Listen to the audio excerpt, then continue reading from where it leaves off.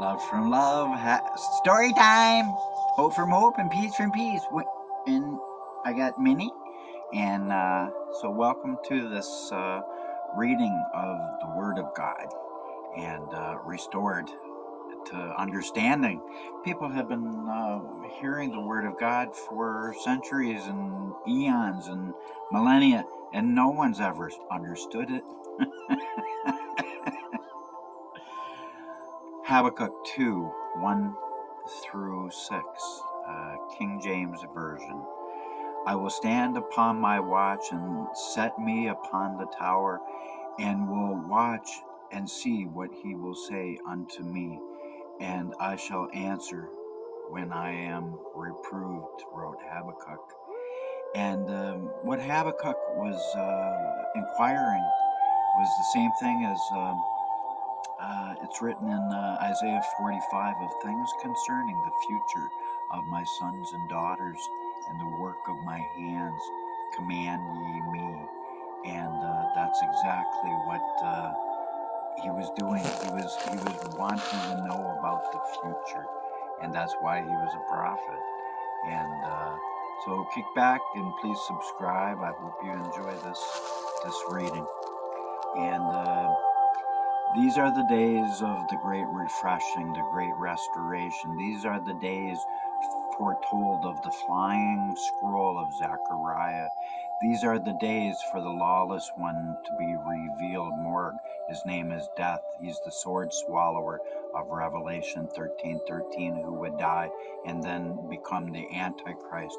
And his inspiration would be as the mortar upon the bricks of all people.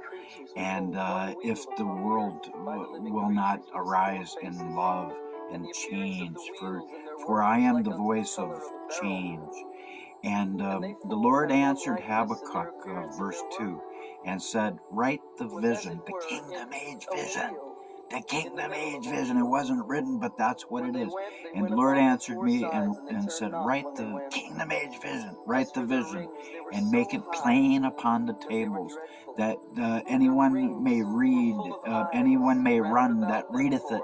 So this was a prophecy in verse 2 about a writer that would bring forth writing, and that is what I'm doing. And that's was prophesied by Moses. He said there would be an end-time prophet that comes, a writer like him, someone like him. Jesus wasn't like him in any way. He wasn't a creation writer, and he wasn't a covenant giver. Christ was the covenant author. He was the mediator. He was the atonement, but he was never a messenger of it. And the Lord urged people to read it so that their eyes may run that readeth it. And that's what that means.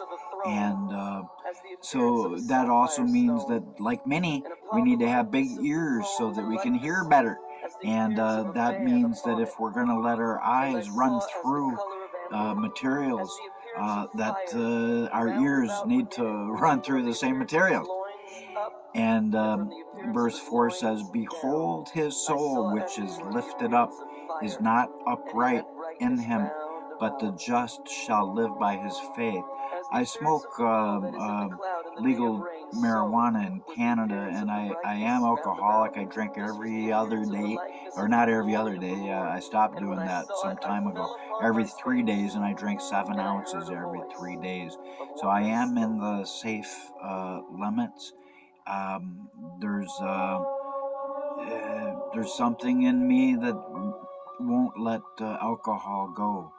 But even though I've been transgressed by wine, verse 5 says, the just will live by my faith. For he is a proud man, neither keepeth at home, who enlarges his desire as hell, and is as death, and can never be satisfied, but gathereth unto himself all nations, and heapeth unto him all people. Because I am the bringer of the one world religion of John 10:16, and he arises as the good shepherd over all the flocks of man. But he has no condemnation in his mouth for anyone, for that was an addition of religion and tradition.